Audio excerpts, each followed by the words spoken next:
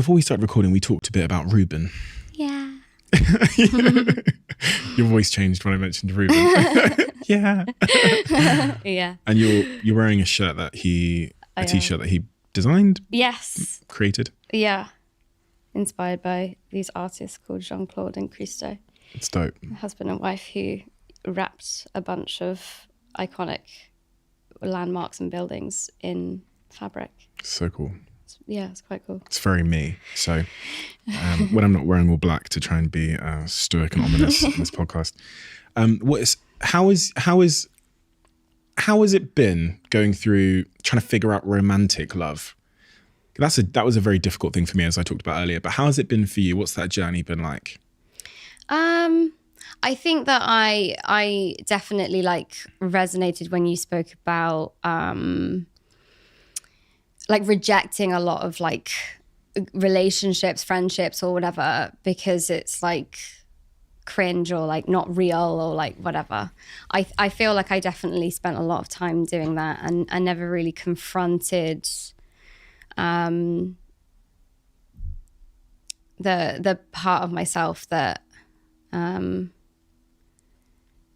don't know, it was desperate to love and be loved, but I didn't really know how. I didn't really know what that looked like or whatever. I don't really know how deep to go with this.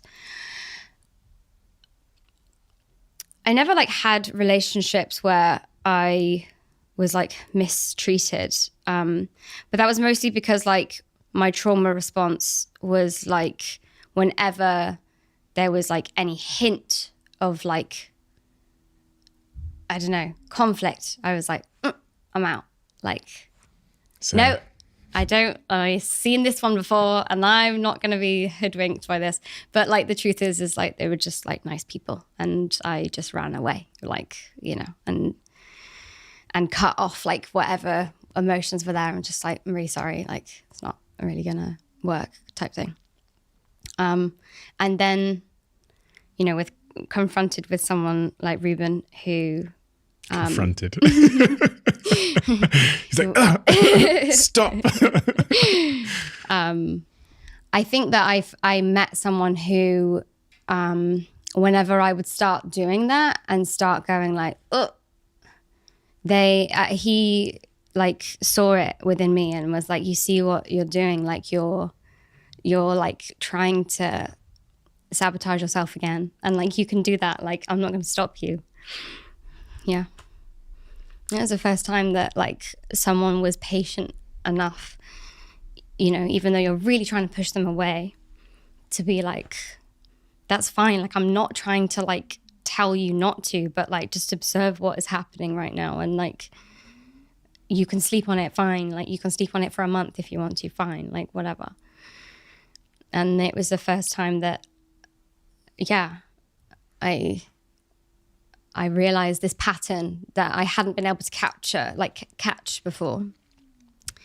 And it's been incredible. It's been 4 years now and we live together. And I've never knew that peace and joy and happiness and coexisting with another person could be this way. I never saw this in my life, and it's just all new and all beautiful. So interesting how sometimes it takes a certain person to get over that wall, and it's funny because I feel the exact same way. We try and stop people getting over the wall because it feels like self-defense. It's ultimately self-sabotage, but we try and prevent them climbing the wall. But then if that person can get in, they can go about writing a new set of evidence. We talked about evidence. That wall is essentially evidence. It's it's a shield built on faulty evidence from another experience. If they get over it, they can help us go on the journey of making new evidence. But it's very difficult to get over.